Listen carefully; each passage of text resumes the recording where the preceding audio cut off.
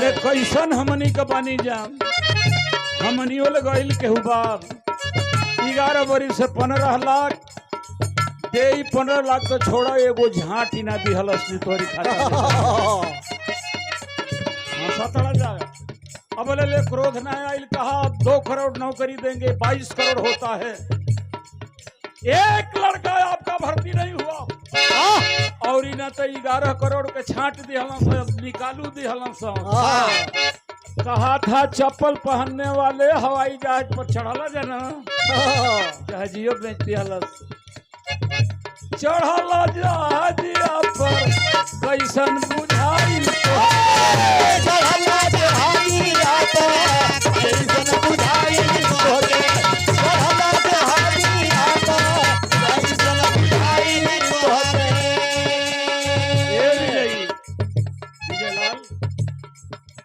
इन्ह लोग के कहत खिसिया जाई लोग तोहरे माध्यम से हम देश के कहतनी चढ़ला जाना जहाज पर कैसन लागत रहे हो 3 बेर से वोट देता जा सुथनी नियर मुंह बनौले बड़ जा चढ़ला जहाजिया पर कैसन बुझाई चढ़ला जहाजिया पर कैसन बुझाई तोके चढ़ला जहाजिया पर कैसन बुझाई तोके अरे नोटबंदी जीएसटी से कितना भेटाई नोटबंदी जीएसटी से कितना भेटाई बाटे नोटबंदी जीएसटी से कितना भेटाई बाटे हमारे नेता श्री सुधाकर सिंह विधानकारी है अब बवाल बाटे आलस न की है देखे केहू नौकरी काशी बवाल विजयी हो जवाब दे एक ही मोर हो जवाब देगा एक ही जवाब हो जवाब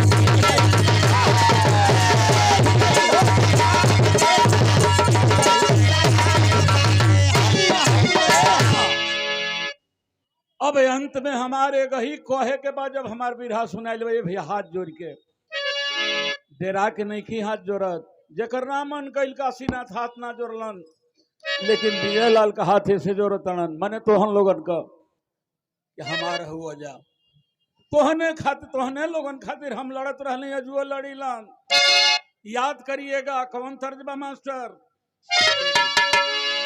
अरे तेरियो एगो तर्जे है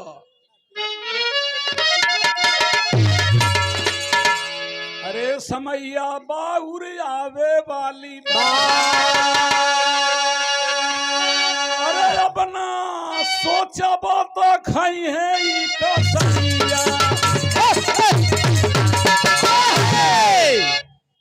ललला रे लला रे लला रे लला हम का कहल चाहतनी बुझिया जाओ बुझौनी हई हला जो उतना कठिन बुझौनी नहीं खे आलू भंटा का चोखा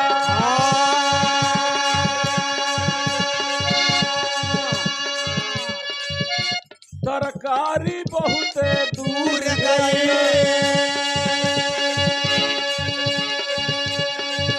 संगत से मास्टर गई में पेय करोले रह तू संगत तो हो ही जाए आलू भंटा का चोखा तरकारी बहुत दूर गई शिक्षा महंगी महंगा दवा गोरुआरी बहुत दूर गई लिहवा राशन 20 पाव 20 पाव मने 5 किलो बाबा साहब डॉक्टर भीमराव अंबेडकर ने कहा था जिसका वोट अधिक होगा देश का राजा होगा मर्दवा 6 नियर भी आइल बड़ा जा राजू करतन बहुत खीस आज हमारे बरल में 35 बरिस की बात देखा उनको बजाओ ध्यान रहे, 5 किलो राशन, 5 किलो राशन। अजी तेरा देश है, भिखमंगे हो क्या? अपना राज बनाओ। 5 किलो नहीं, हम उनको 20 किलो राशन देंगे। 5 किलो नहीं, हमको देश चाहिए। याद करो, मुफ्त भोजन आदमी को लापरवाह बना देता है। अगर चूहा भी जानता पिंजड़े में जाने के बाद, मुफ्त रोटी खाने के बाद मौत हो जाएगी, तो चूहा भी पिंजड़े में नहीं जाता। तुम तो आदमी हो भाई। जो कौम मुफ्त में भोजन पा जाती वो कभी क्रांति नहीं कर सकती है, और जो कौम क्रांति नहीं कर सकती अपना शासक नहीं बना सकती है, और जो कौम अपना शासक नहीं बना सकती अपने बेटी बहन की आबरू भी नहीं बचा सकती है। रोज हमारी लड़कियों का जीवन है।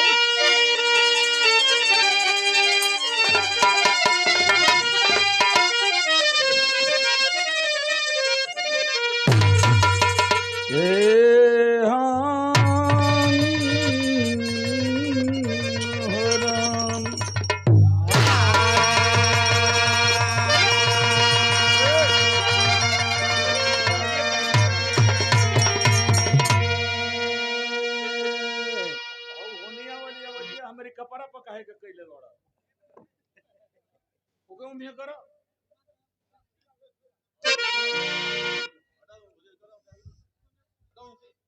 ए होके होना करा यार तो ओने से हमरे कपड़ा पावती यार का हो मनोज तन की बुरो ने घुमा दो के इधर बुढ़ौती में हमर कपार बथे लगी रह दे पंखा रह दो वही के तन तू देख ला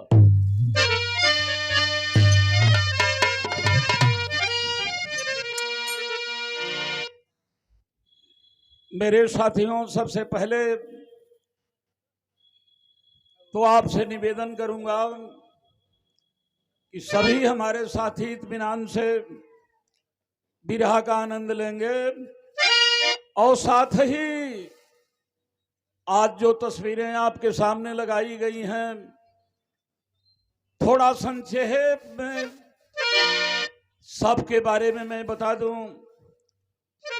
अगर सबके बारे में ना बताऊं तो सबसे बड़ा अपराध हो जाएगा और यह केवल पानी बंद करा हो पानी देबो सबके दे देबो यही दर विरा हो लोग कहबो तो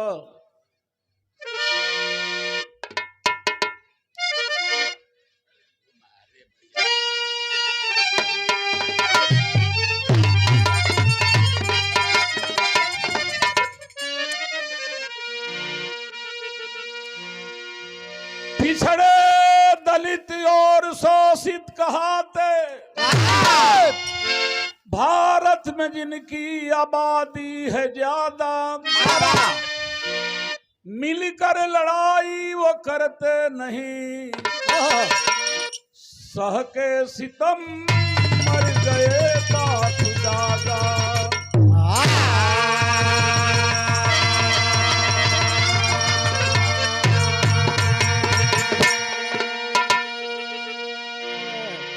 जाति व्यवस्था के दलदल में फंस के आपस में लड़ते बुरा है इरादा काशी कफन सर पे बांधे खड़ा पारा पारी वो है सबको है साधा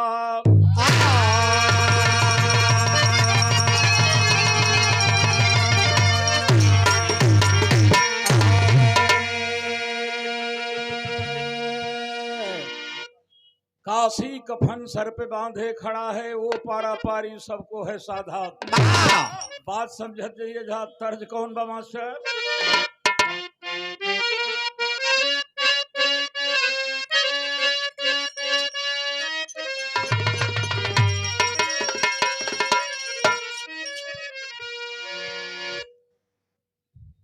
हमार मास्टर इतना बारीक हम जेवन हमर ना गावे आई वो तरह बजाई हम एक खातिर जो इनकर कारीगरी साबित हो जाओ हमार भले खत्म हो जाओ तरज तो हुए बाकी बहारों बहारों फूल बरसावो मेरा महबूब आया। बहारों फूल बरसाओ मेरा महबूब आया है। बहारों फूल बरसाओ मेरा महबूब आया है। ध्यान रहे कलंदर कलंदर संगमरमर के कलंदर मने बहादुर भगवान मुलायम सिंह यादव, विजयलाल यादव, कांसीराम जी। कलंदर संगमरमर के मकानों में नहीं कलंदर संगमरमर के मकानों में नहीं मिलता। कलंदर संगमरमर के मकानों में नहीं मिलता। संगमरमर के मकानों में नहीं मिलता। कि कलंदर संगमरमर के मकानों में नहीं मिलता, मकानों में नहीं मिलता। एक एक लाइन पर ध्यान रहे। कलंदर संगमरमर के मकानों में नहीं मिलता, मकानों में नहीं मिलता। जो असली घी है बनियों की दुकानों में नहीं। जो असली घी है बनियों की दुकानों में नहीं मिलता। जो असली घी है बनियों की दुकानों में नहीं। जो असली घी है बनियों की दुकानों में नहीं मिलता। कलंदर संगमरमर के मकानों में नहीं मिलता, और जो असली घी है बनियों की दुकानों नहीं मिलता। इस भाव पे हमारे प्यारे बिरहा थोड़ा और कम करे यार। झनकत कहे बा का मनोज सराहले बिटिया कबो कबो घरे जाली सब। तो हइये नहीं खान हो जा। थोड़ा कम कर दो। ई कहे झनकत बा। बड़ा निक तो तुहर माई खो मर्दे। ठीक कर ना तो जे जे अब तोहके कही हम कह दी जो उनके ठीक माइक ना रहेला। ठीक बा? हाँ बस रह जाए तने। हाँ हाँ ना करे। ये हमारे प्रिय से आगे हो गए हो यार। इन सबों को सम्राट सम्राट लिखने दो। अगर अपन ही लिखे के बा अपन ही बनेगा तब बा तो हम 1 लाख 2 लाख 5 लाख 10 लाख 20 करोड़ 40 करोड़ सम्राट काशीनाथ।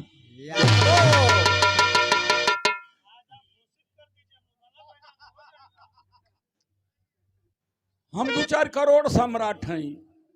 जब अपन ही लिखे के बाद विजयलाल होगा कोई नहीं। कलंदर संगमरमर के मकानों में नहीं मिलता, और जो असली घी है बनियों की दुकानों में नहीं मिलता। जरा तीसरी लाइन सुने। पराए गम में अपने आप कि पराए गम में अपने आप को बर्बाद कर देना हो, बर्बाद कर देना। पराए गम में अपने आप को बर्बाद कर देना।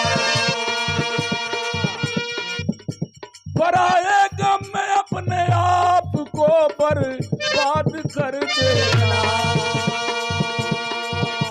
ये जज्बा ऊंचे ऊंचे खानदानों में नहीं। ऊंचे ऊंचे खानदानों में नहीं मिलता। ऊंचे ऊंचे खानदानों में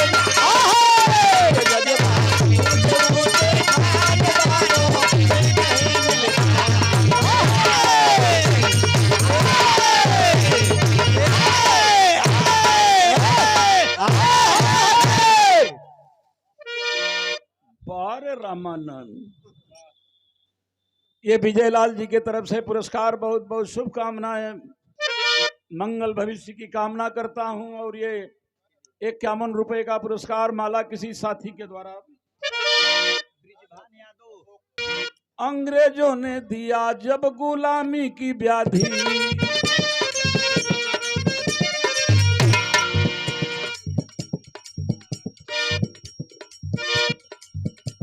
अंग्रेजों ने दिया था जब गुलामी की व्याधि,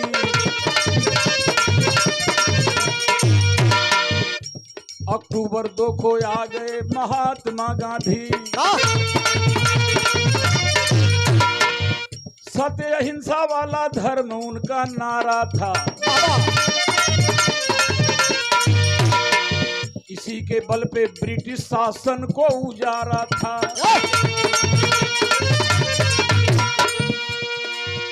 मगर हो गया आजाद वतन हमारा था, इसी आरएसएस ने उनको गोली से मारा था। मेरे दोस्तों ध्यान रहे, 2 अक्टूबर को बाबा ये गांधी जी का जन्म हुआ। अंग्रेजी हुकूमत थी, कुछ नरम दल कुछ गरम दल ने जब आंदोलन छेड़ा, अंग्रेजों को 7 समंदर पार जाना पड़ा। तब हमारे लोगों को कुछ लगा, हमारे लोगों का मतलब समझ लीजिए, हर ब्राह्मण आरएसएस में नहीं है और हर बड़ा अहीर समाजवादी भी नहीं है। हमारे दल में भी पंडित जनेश्वर मिश्रा से लेकर के ब्रजभूषण तिवारी से लेकर मोहन सिंह से लेकर, यह गरीबों की पार्टी है तो गरीबों के लिए। अंग्रेजों ने कहा था संविधान दो, चले जाएंगे हम लंदन। बाबा साहब डॉक्टर भीमराव अंबेडकर ने इस भारत का संविधान दिया, जिसको कुर्सी पर नहीं बैठने दिया गया, टाट पर बैठने नहीं दिया गया, हैंड पाइप नहीं छूने दिया गया, वह अछूत का बेटा भारत का संविधान दिया। अंग्रेज लंदन गए।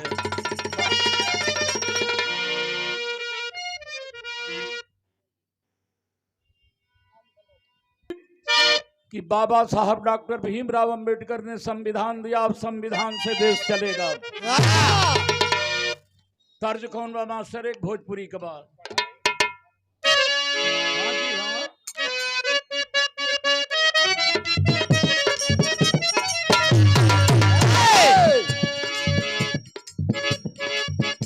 डेरा के कहें बजाओ। जब हमारे विजयलाल का गाना पहले होखे, एगो विजयलाल धुन गावो, काचे काचे बसावा कटवल सिरे मोरे आल रे जोगिया, काचे बसावा कटवल सिरे मोरे आल रे जोगिया, काचे बसावा कटवल सिरे मोरे आल रे जोगिया। तो हम गाई वो घड़ी, बता दें विजयलाल, बता दें। अरे पनिया में अगिया लगवल सी हो गोरी तोहरी जवनिया, पनिया में अगिया लगवल सी हो गोरी तोहरी जवनिया, तोहरी जवनिया तोहरी जवनिया। अखिया जनाए जैसे अमवा के फारे, अखिया जनाए जैसे अमवा के फारे, अखिया जनाए जैसे अमवा के फारे। कबल तकवल सी हो गोरी तोहरी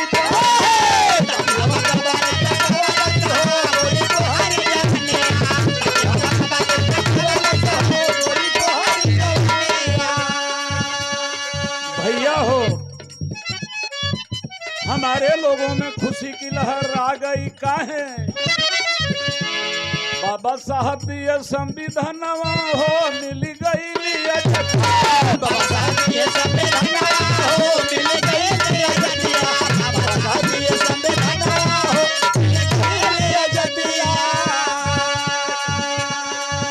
बहुत लोग इस बात को नहीं जानते होंगे, हालांकि ये क्षेत्र ऐसा है 89 से 94 का वो दौर याद कीजिए। काशीनाथ आज मार दिया जाएगा, कल मार दिया जाएगा। आपके बगल में अमिला में गोली भी चली थी। और ये विधानसभा नथुपुर थी। जो हमारी उम्र के और हमारे से थोड़ा कम होंगे वो जानते होंगे क्या क्रांति आपके साथ मिलकर के हमने किया था। गावत गावत बूढ़ हो गई। अब तक बीजेपी को समाप्त होना चाहिए। अब का बूढ़ हो जाए तब तो हम लोग परिवर्तन करवाए। आप काशीनाथ का बिरा सुने दांत चियार के मरदावा मन तो करत बजे बांस उठा के कुल जना के मारी बस दिमाग सोच हो जाओ। ध्यान रहे बाबा साहब दिए संविधानवा हो मिल गई। बाबा साहब दिए संविधानवा हो मिल गई। बाबा साहब दिए संविधानवा हो मिल गई। पर मन में अब शंका भारी, अब शंका भारी, मन में अब शंका भारी। पछतावा भइले उस पछतावा भइले उस भारी, पछतावा भइले उस भारी। अरे मरुआइल बामन हो मिल गई। मरुआइल बामन हो मिल गई। मरुआइल बामन हो मिल गई। बाबा साहब संविधान देते वक्त बड़ा पछतावे में पड़ गए। अध्यक्ष जी राजनीति बतिया रहा हूँ और राजनीति बड़े ढंग से सोचने की बात होती है। बाबा साहब को बड़ा कष्ट हुआ कि मैंने संविधान क्यों लिख दिया। लिख तो दिया ये अच्छी बात है, लेकिन क्यों लिख दिया। चेथरू मंगरू है 50, चेथरू मंगरू है 50, चेथरू मंगरू है 50। अरे खोजला पर ना मिलल, खोजला पर ना मिलल काशी, खोजला पर ना मिलल काशी। हमारे लोगों का नाम विजय उस समय था चेथरू, कतवारू, निरहू, घुरहू, ये लोग भेटाइल। ये संविधान किसको दें। मिलने में काशी काशी बने पढ़ल लिखल आदमी वो घड़ी हमनी में नाम मिल। सुभाष यदुवंशी जी के प्रतिनिधि भतीजी,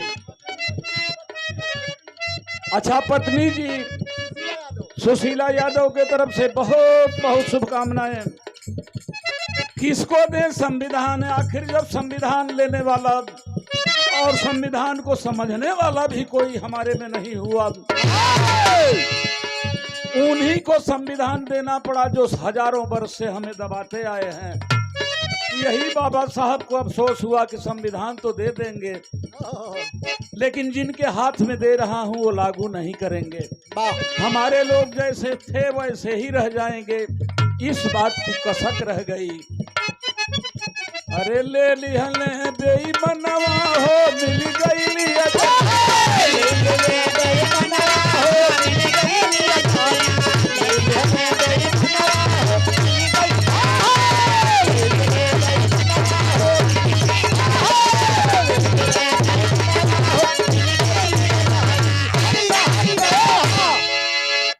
कहाँ हमारे लोगों के हाथ में वो संविधान जाना था, चला गया उनके हाथों में जो अंग्रेजों से भी क्रूर खूनी पंजा उनका है।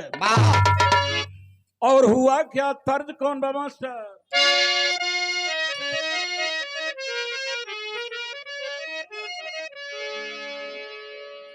जय प्रकाश यादव भोजपुरी के शेक्सपियर भिखारी ठाकुर का विदेशिया रद्द कर दिहलन। न तो उनका का विदेशिया रहल कि हंसी हंसी पनावा लस बेईमानवा अब अपने बसेला परदेस।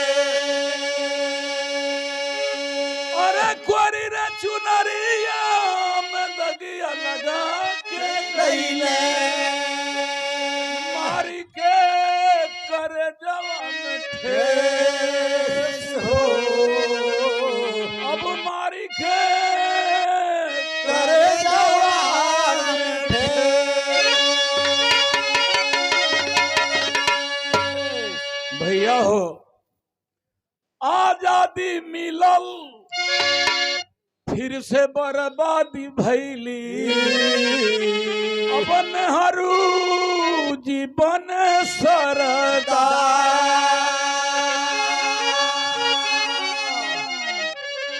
अरे लोहिया बाबा के भेंट नहीं भैले अब 56 दिहलस कमावा बिगाड़ हो अब 56 दिहलस कमावा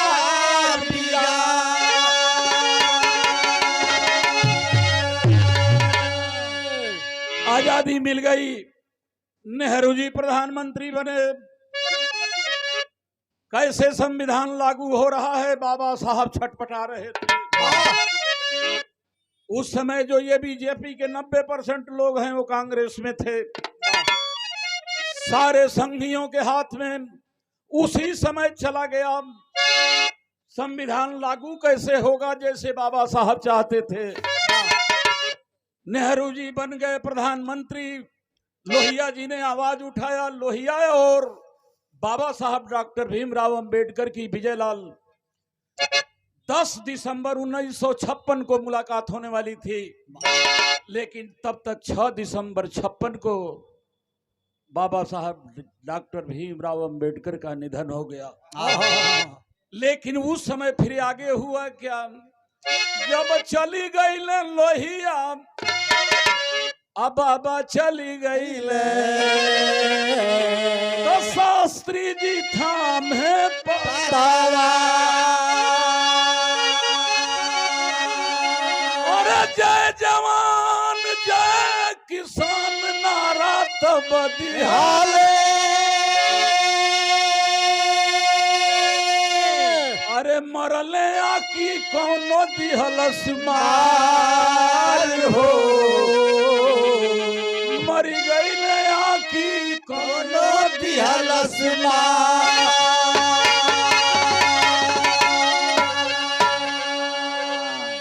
शास्त्री जी प्रधानमंत्री बने उतना ईमानदार आज तक कोई प्रधानमंत्री नहीं हुआ जय जवान जय किसान का जो नारा दिए थे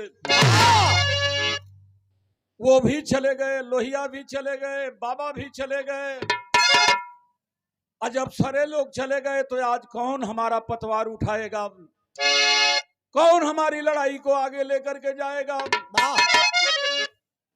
गाडसे का नाम आप गाडगे का नाम सुने होंगे महात्मा गाडगे जात के धोबी थे उनका लड़का मर गया तो जरा भी नहीं रोए और बाबा साहब मर गए तो गाडगे 14 दिन रोते रह गए कि आज मेरे करोड़ों को चाहने वाला बेटा चला गया आज अम्बेडकर की मौत एक मौत नहीं है एक करोड़ मेरे बेटियों की मौत है और ठीक 14 दिन के बाद रोते रोते अम्बेडकर के याद में बाबा साहब गाडगे भी चले गए मेरे मित्रों ऐसे ऐसे महापुरुष हमारे थे सब चले गए तो फिर मूल निवासी हमरी के बड़ी दिक्कत भइल सब चल गई अब के आई तरज तो बड़ा नमकीन में विजयलाल लेके सुन लेना हो बतू कौन बा हो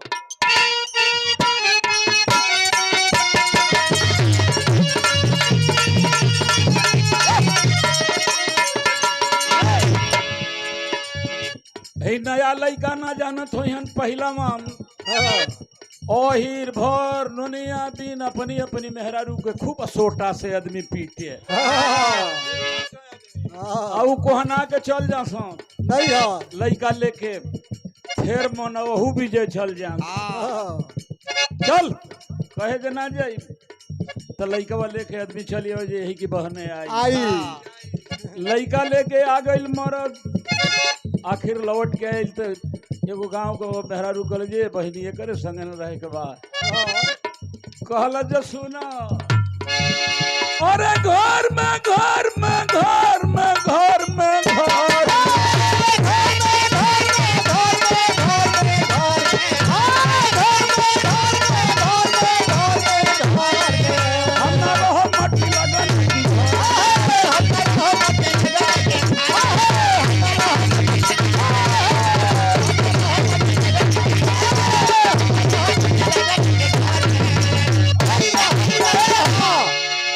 यही के पहले भाण मंडली का लौंडा गाँव सा ऐसे कि ना बोले क्या हो ना बोले क्या हो ना बोले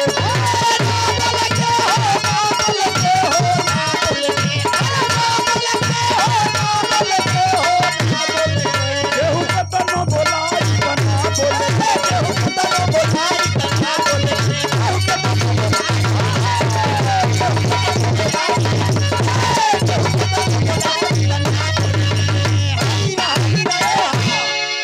अब पैसा दिखाई तो ले लेवे के पैसा दिखाई तो ले लेबे के, लेकिन केहू के तनो बोलाई ना बोले के लोहिया जी भी चले गए, गाडगे साहब भी चले गए, बाबा साहब डॉक्टर अंबेडकर भी चले गए। आज हमारे लोग उदास हो गए कि गम गम गम गम गम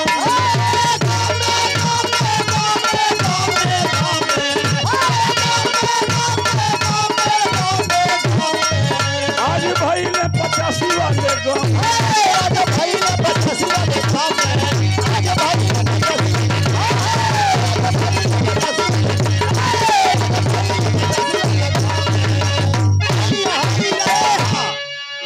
थोड़े समय में कांसी राम चलिए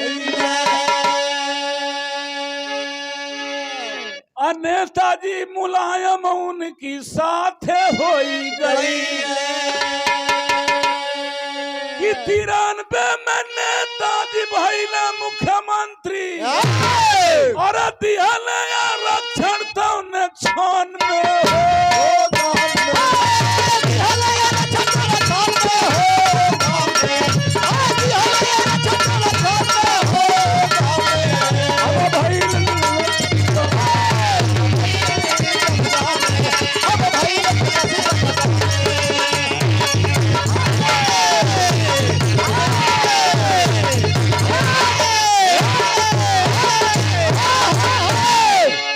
समय बीतता गया।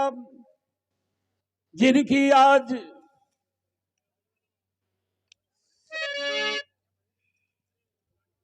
पुण्यतिथि बनाई जा रही है,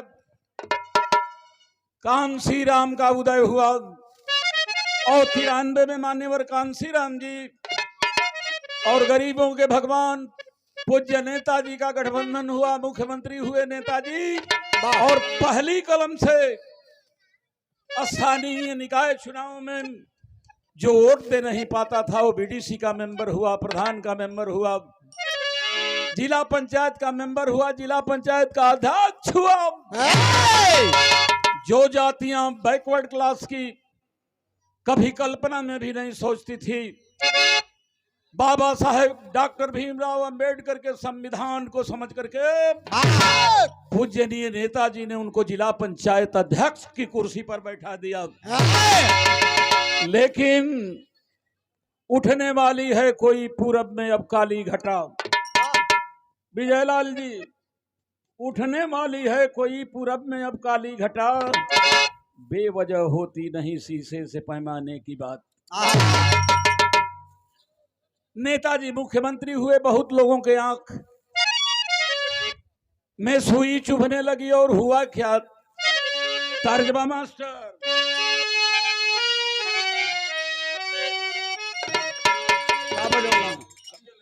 का बजौला है? समझे में नहीं हमरा समझ में आई। हाँ, ये बजौला कि मैया मोरी गाँव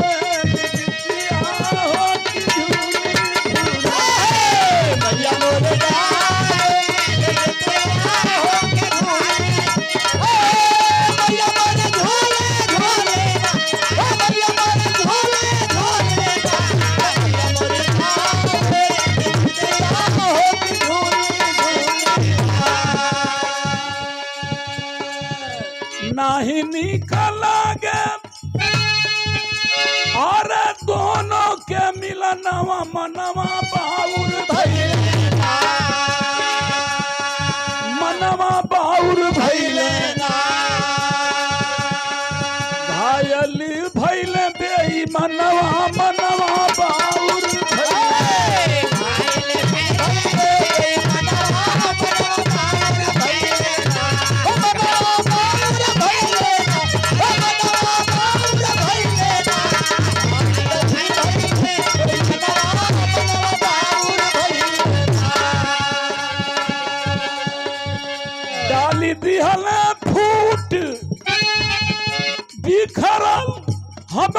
खानदनवा मनवा बाउर भइले अरे मनवा बाउर भइले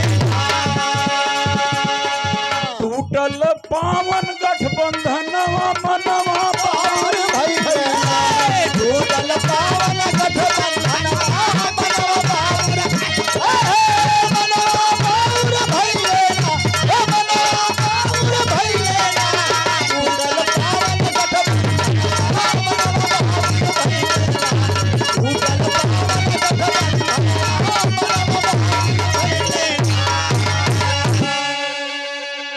आखिर यथास्थितिवादियों ने पाखंडियों ने मैं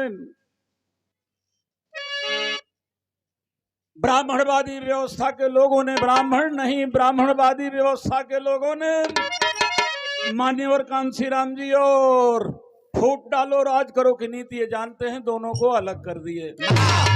अब फिर हमारे लोगों में उदासी आ गई कि अब क्या होगा क्या होगा। तरज कौन है मास्टर?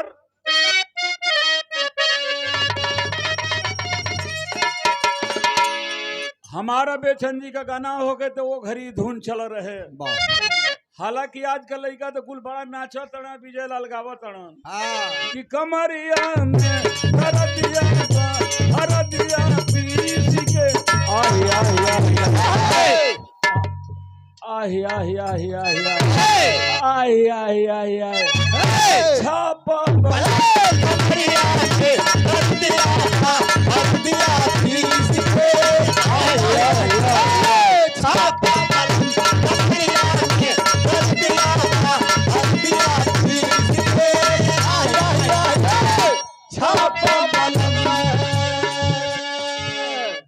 लेकिन हमनी का जब गाना होखे ओकरी तरज रहली से जो उनको पुराने ना हुई सब एगो मेहरारू को मरद गंजेड़ी रहल होई गांजा के पेड़ के धई के कहत रहल कि आही रे गांजावा अब आही रे गांजावा और अब सैया भाई ना नाम से बाजावा आही रे गांजावा सैया भाई ना नाम से बाजावा आही रे गांजावा सैया भाई ना नाम से बाजावा आही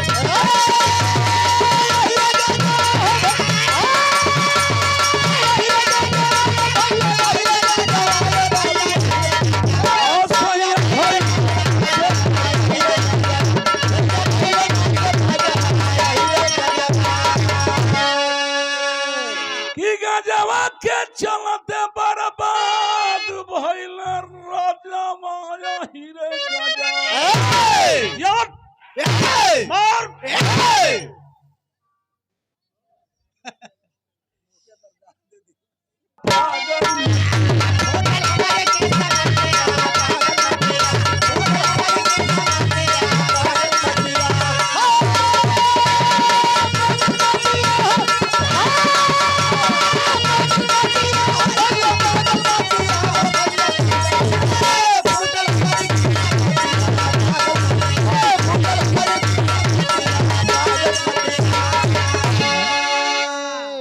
भैया चली गई ने कांशीराम सबके जोड़े वाला अरे बाणे ना मुलायम जो लड़े लड़ावे वाला अरे देखा कैसन बिगड़ल आज देशवा के हालतिया पागल मतिया अरे पागल मतिया अरे भारी हो फजी हतिया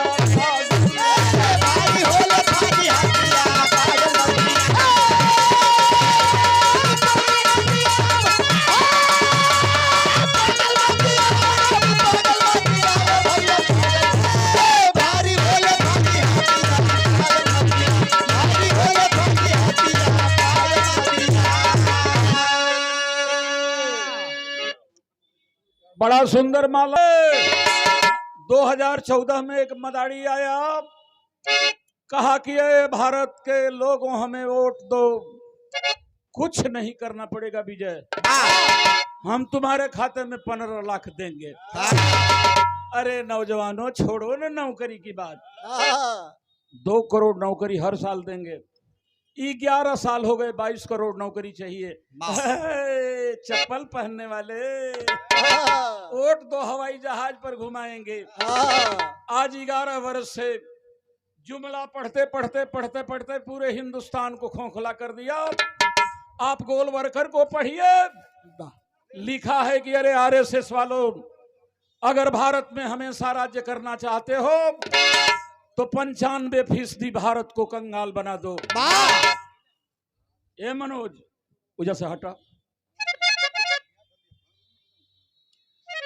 गोलवरकर ने लिखा है, पढ़े लिखे साथियों, हमारे अध्यक्ष जी, कि अगर भारत पर हमेशा राज्य करना चाहते हो तो 95% भारत को कंगाल बना दो।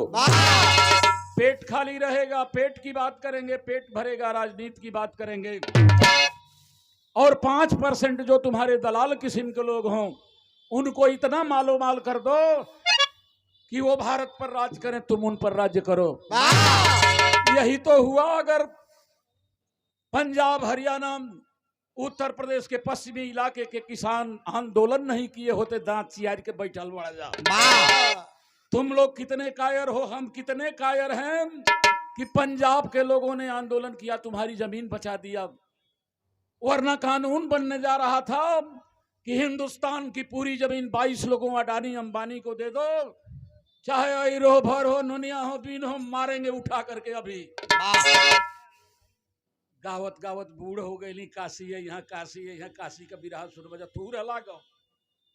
अब की बेरी जो तनिको चुक गई जब, तो गर्दन में हाड़ी या कमर में झाड़ू लटकही वाला बाप। ए भैया, हम कहत रही हमें ये बात। अच्छा, हमारे साथियों के द्वारा हम भूल गए नाम, क्षमा कर दीजिएगा। एक खातिर हमारी बात को न छूटे।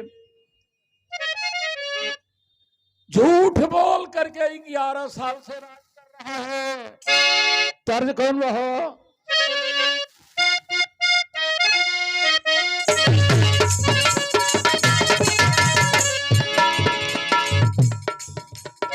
एगो मेहरारू कहला रहल विजयलाल, आंख मत मिलावा तो तनी नजरे मिला दो, तनी एक बार आंख मार दो। मेहरारू से गावत गावत तो हम लोगन का आंख चोक हो गई बड़ी सा।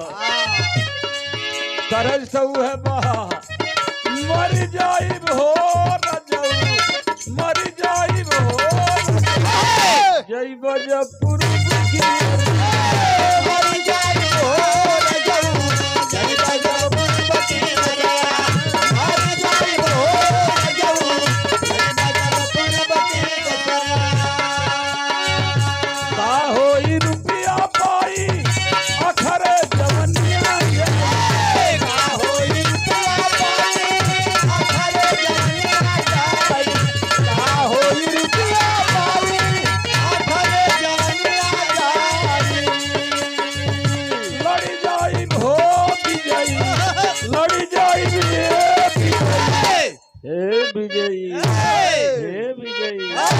लड़ी जाई यही बात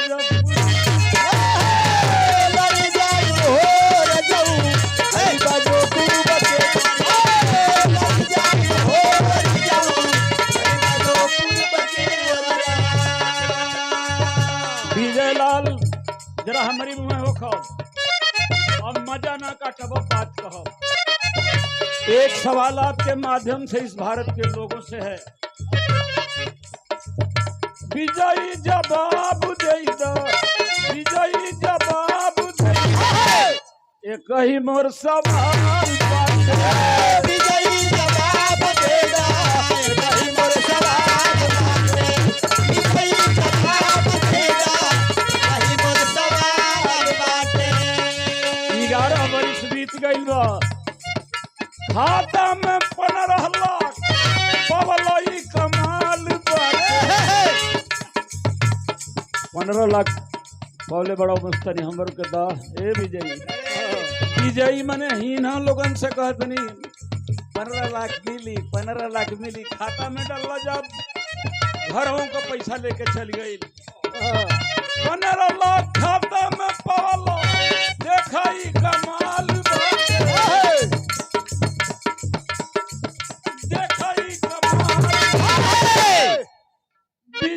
जवाब देगा एक ही मोर सब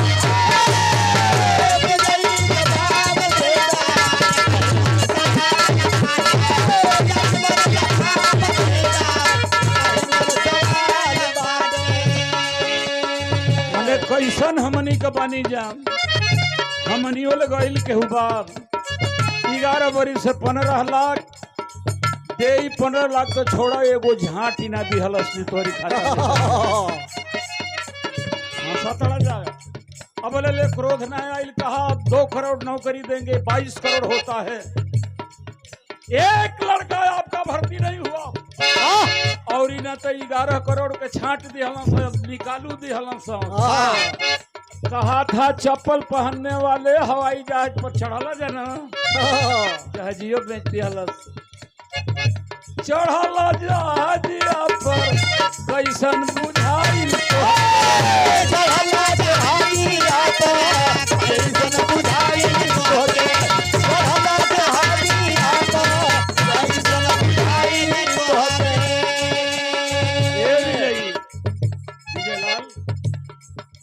इन्ह लोग के कहत खिसिया जाई लोग तोहरे माध्यम से हम देश के कहत नहीं चढ़ला जाना जहाज पर कैसन लागत रहे हो 3 बेर से वोट देता जा सुथनी नियर मुंह बनवले गड़ जा चढ़ला जहाजिया पर कैसन बुझाई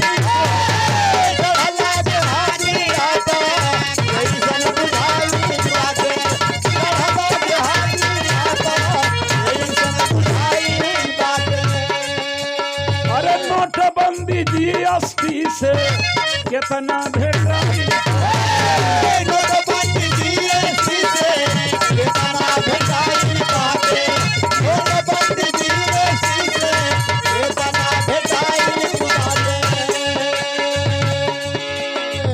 हमारे नेता श्री सुधाकर सिंह विधानदारी की है अब बवाल बाटे आलस न की है न के केहू न करी विजयी हो जवाब दे एक ही मोर हो जवाब देगा एक ही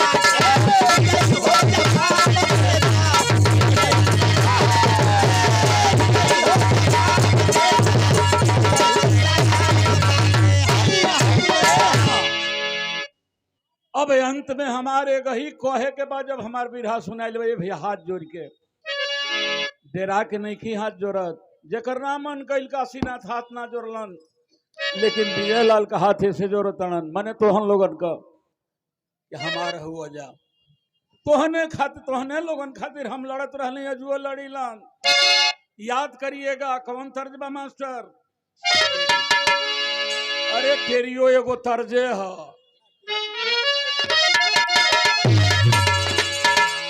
अरे समैया बाउर आवे वाली अरे अपना सोचा बात खाई है ई का सैया ललला रे लला रे लला रे लला हम का कहल चाहतनी बुझिया जाओ बुझौनी हई हला जो उतना कठिन बुझौनी नहीं खे आलू भंटा का चोखा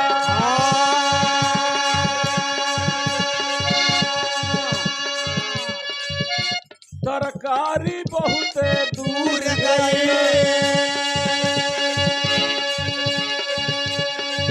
संगत से मास्टर गई में पें करोले रह तो संगत को हो ही जाए आलू भंटा का चोखा तरकारी बहुत दूर गई शिक्षा महंगी महंगा दवा गोरुआरी बहुत दूर गई लिहवा राशन 20 पाव 20 पाव मने 5 किलो बाबा साहब डॉक्टर भीमराव अंबेडकर ने कहा था जिसका वोट अधिक होगा देश का राजा होगा। ये मर्दवा छेर डियर भी आई बड़ा जा आ राजू करतन बहुत खीस है आज हमारे बरल में 35 बरिस की बात। देखा उनका बजाओ ध्यान रहे 5 किलो राशन अजी तेरा देश है भिखमंगे हो क्या? अपना राज बनाओ 5 किलो नहीं हम उनको 20 किलो राशन देंगे। 5 किलो नहीं हमको देश चाहिए। याद करो मुफ्त भोजन आम आदमी को लापरवाह बना देता है। अगर चूहा भी जानता पिंजड़े में जाने के बाद मुफ्त रोटी खाने के बाद मौत हो जाएगी तो चूहा भी पिंजड़े में नहीं जाता। तुम तो आदमी हो भाई। जो कौम मुफ्त में भोजन पा जाती वो कभी क्रांति नहीं कर सकती है और जो कौम क्रांति नहीं कर सकती अपना शासक नहीं बना सकती है और जो कौम अपना शासक नहीं बना सकती अपने बेटी बहन की आबरू भी नहीं बचा सकती है। रोज हमारी लड़कियों का चीरहरण हो रहा है। कब सोचोगे मऊ वालों गाजीपुर वालों? हालांकि आप लोगों को धन्यवाद देते हैं कि आपने भारतीय जनता पार्टी के रथ को उत्तर प्रदेश में रोक दिया। अगर बिहार जैसा भी उत्तर प्रदेश हो गया होता आज संविधान खत्म हो गया होता। आरक्षण के नाम पर संविधान के नाम पर आपने समाजवादी पार्टी को वोट दिया। 37 जीते तो 45 थे लेकिन 8 इन सबों ने बेईमानी से हरा दिया। लेकिन क्या होगा अब हमारी गाना के आखिरी भाव चलत बा हमारी टेरी पर से खत्म हो जाला। आलू भंटा का चोखा तरकारी बहुते दूर भइले। शिक्षा महंगी महंगा दवाई गोरुआरी बहुते दूर भइले। लैला राशन भी सपा रंगदारी बहुते दूर भइले। अरे प्राइवेट ना नसीब में सरकारी बहुते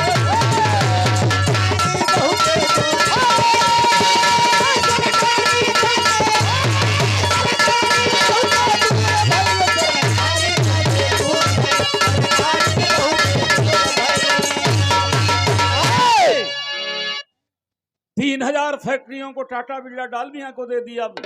हमारे लड़के डिप्लोमा होल्डर घूम रहे हैं चारों तरफ देख रहे हैं कि मैंने 18 वर्ष से लेकर के और 28 वक्त कहा था नौकरी देंगे।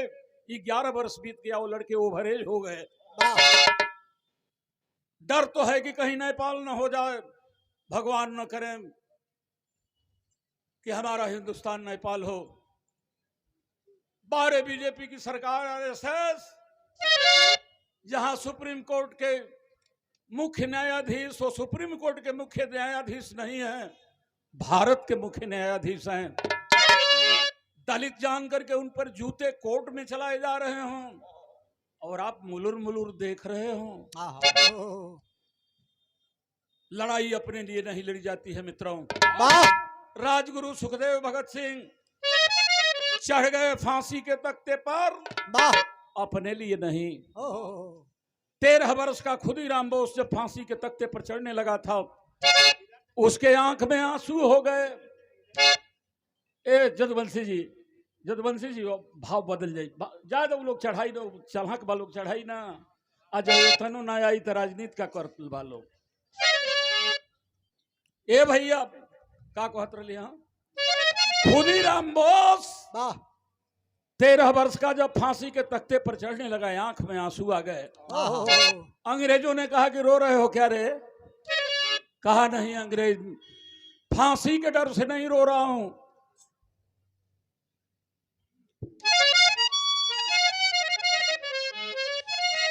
हम फांसी के डर से नहीं रो रहा हूं। अरे मैं बहुत गरीब बाप का बेटा हूँ रे अंग्रेज। ओहो, मेरे बाप के पास 1 रुपया नहीं है कि भारत माँ को दे। हाँ, ये मेरी जिंदगी है, मैं दे रहा हूं। मैं जानता हूं कि मेरे मर जाने के बाद मेरे परिवार को कोई पूछेगा नहीं, लेकिन 13 वर्ष के खुदीराम के शहादत के बाद अगर हिंदुस्तान के भावी पीढ़ी के चेहरे पर मुस्कुराहट होगी, हमारी शहादत सफल हो जाएगी। हमारे और आपके लिए खुदीराम बोस फांसी चढ़ गया। हम अपने लोगों के लिए क्या कर रहे हैं? कभी सोचा है आपने कि अगर 500 रुपए पर 5 बरस के लिए अगर आपने वोट बेच दिया, 34 नया पैसा रोज पड़ा, 34 नया पैसे रोज पर आपने अपना वोट बेच दिया। चलिए 2000 में बेच दिया, 1 रुपया 8 नया पैसा रोज पड़ा। एक भिखारी भी आज 2 रुपए का सिक्का नहीं ले रहा है। हम लोग कितने गए गुजरे लोग हैं जी कि 34 नए पैसे और 1 रुपए 8 नए पैसे पर बाबा साहब का दिया हुआ वोट बेच दिया। क्या जवाब दोगे? आने वाली पीढ़ी जब सवाल करेगी, पापा कहाँ गया कन्या विद्याधन? अगर अखिलेश की सरकार होती तो कन्या विद्याधन 1 लाख रुपया हो गया होता, लैपटॉप मिल गया होता। जब हम भी अमीरों के लड़कों के श्रेणी में चले आते, विधवा पेंशन, महिला पेंशन 15,000 रुपया हो गया होता। रे पापा, तूने 1 बोतल शराब पर मेरी तकदीर को बेच दिया। क्या जवाब दोगे जी? सिपाही वालों, मधुबन वालों, क्या जवाब दोगे? हम तो जवाब दे लेंगे कि बेटा क्या करें, 89 से लड़ रहा हूं, लेकिन ये सब केवल दांत चियार के मेरी विधा सुनते हैं, गांव जाते हैं तो भूल जाते हैं। हम क्या करें? हम तो जवाब दे लेंगे, आप क्या जवाब देंगे? इसलिए तैयार होना पड़ेगा मित्रों। हमनी का राम की 20 खानदान का नाम जानते हैं। राम के बाबू का नाम दशरथ रहे, दशरथ के बाबू का नाम वज रहे, उनकी बाबू का नाम गज रहे, उनकी बाबू का नाम मौज रहे। रामायण महाभारत की एक 100 खानदान का नाम जानते हैं अपनी बाबू का। हम तो साफ बताओ तो नहीं, हमारी बाबू का नाम देवराज रहल, उनकी बाबू का नाम भीखम रहल, उनकी बाबू को हम नहीं की जानत। हमके उम्मीद बा विजय वाला लेते नहीं जानते हैं, 10-20 बहुत तो नहीं जानते हैं, लेकिन राम को 200 खानदानी जाने लग। क्या मिलेगा? अपने पुरखों को याद करो तो थोड़ा खून भी खौलेगा। ये जो पीडीए का नारा दिया जा रहा है, आपके शानदार खानदान ने 1300 वर्ष पहले दिया था। और जब पीडीए को लेकर के चला था तो आधी दुनिया जीत लिया था। वो कौन था और किसको किसको लेकर के चला था? जरा सीखो तो, अपने पुरखों को पढ़ो तो। राम का मंदिर बन गया, कितने लोगों को नौकरी मिल गई? जो नौकरी थी वो भी खत्म हो गई। प्रभाकर मास्टर साहब के द्वारा माला पुरस्कार, बहुत बहुत प्रणाम आपके। 100 वर्ष पहले लोरी चाली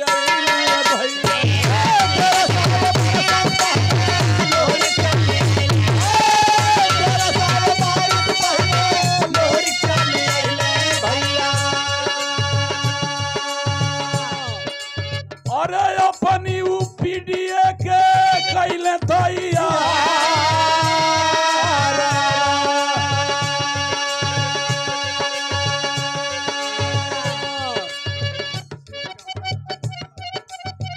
अभिषेक चौहान और बड़े सुंदर गायक हरिकेश यादव जी की तरफ से माला और पुरस्कार।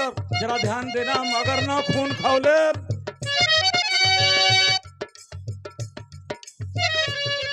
इनका खून खौल गई बायो। बड़ा शानदार मर्द रामकरण है। और 1300 वर्ष पहले लोरी चली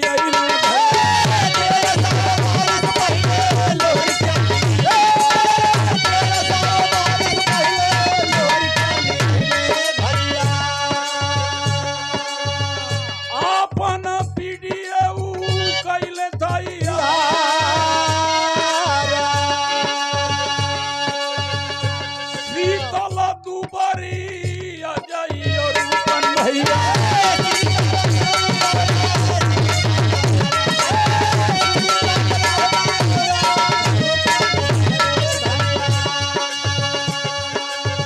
लोरिक ने अपना दल बनाया जिसमें अजय धोबी, रूपन बारी, शीतल तेली रू दुबरी पंडित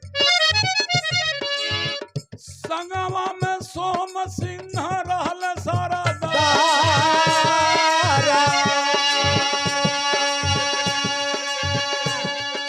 गरीब ठाकुर गरीब, गरीबों की एक जात होती है। जाति तो दो ही है, टाटा बिरला की जाति है और हमारी आपकी जाति है। रूपन बारी दुबरी पंडित शीतल तेली अजय धोबी और संगमा में ठाकुर रहने सोम सारा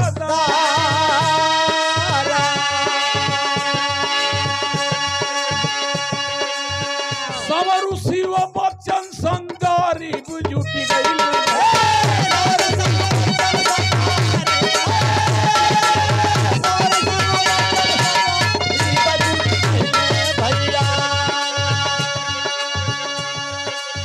संगमा दे दिहले राजा निशा भूमि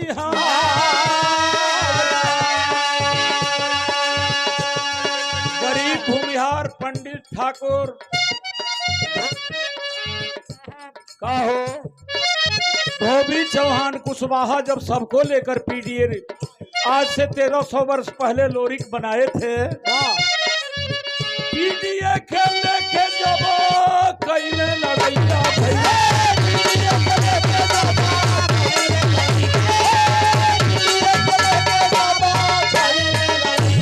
भैया और जीती लिहले आधी दुनिया कर खेला लखा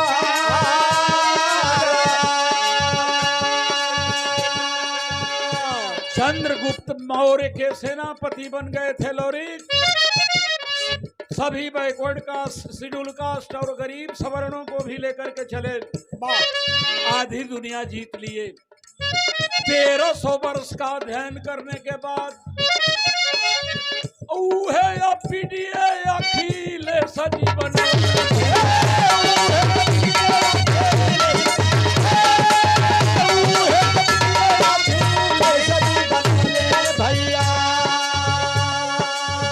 बीजेपी के हराई दिया भैया अब की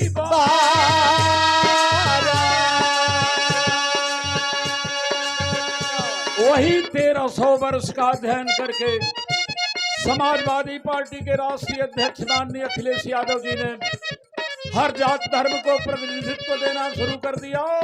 सब हमारे भाई हैं, चाहे अहिर हो, भर हो, नुनिया हो, बिन हो, जे तरी ताकतवर बाब अपना से कमजोर आदमी को सहायता करो। विवेकानंद ने लिखा है कि अगर पड़ोसी भूखा रहे तो मंदिर में प्रसाद चढ़ाना पाप है। आज भी जाकर के मऊए में देखिए 12 बजे के बाद होटल पर जो आपने खा के फेंक दिया है वो हमारा गरीब भाई उसमें से बीन करके खा रहा है। 5000 प्राइमरी स्कूलों को जोगी ने बंद कर दिया कि नहीं स्कूल रहेगा, न गरीब के लड़के पढ़ेंगे और पढ़ेंगे तो उनके पास तर्क आ जाएगा। इसलिए आप लोगों से हाथ जोड़ के अब अंतिम में कहे के बाद जल्दी पीडीए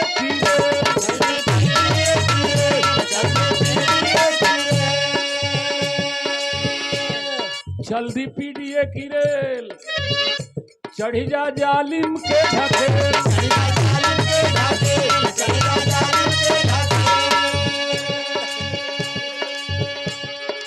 हमारे भाई अंतिम चलत बात हमारे भाई के शानदार जिलाध्यक्ष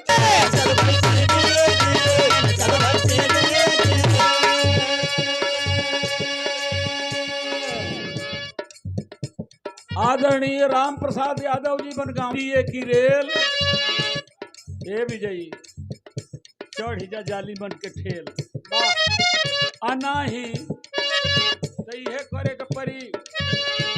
आखिरी लाइन कहतनी एगो शब्द बा जौना के संघर्ष कहल जाला।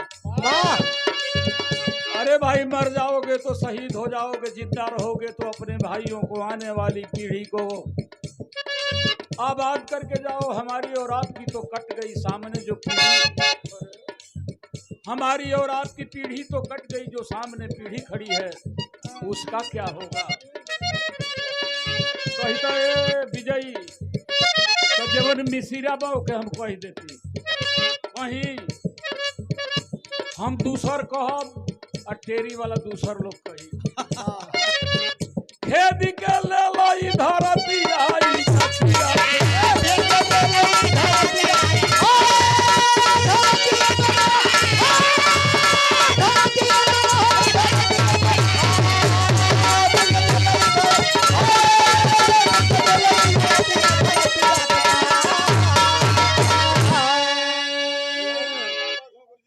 इन्हों लोग ना न सुनला जा भाला जो सुने में खराब लगी लेकिन ये शब्द का अर्थ संघर्ष है जल्दी पीटिए की रेल चढ़ जा जालिमन के ढकेल तई लोग आवता कि पे लिखे ले ला इधर तिया इजतिया से ना मैंने संघर्ष करके लड़ाई करके ए जौनपुर में ओनिया तो खाए के कहे लोग जतनी चली जा धीरे धीरे 4 ठे रोट की पे लिखे आवा ओकरी बाद भी रहवा लड़ाई करना पड़ेगा कापी किताब अपने बच्चों के हाथ में देना पड़ेगा सब कहला का मतलब बचवन के पढ़ावा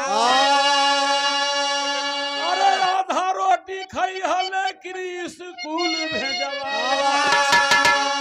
न तो भारी हुई है फजी हतिया धरती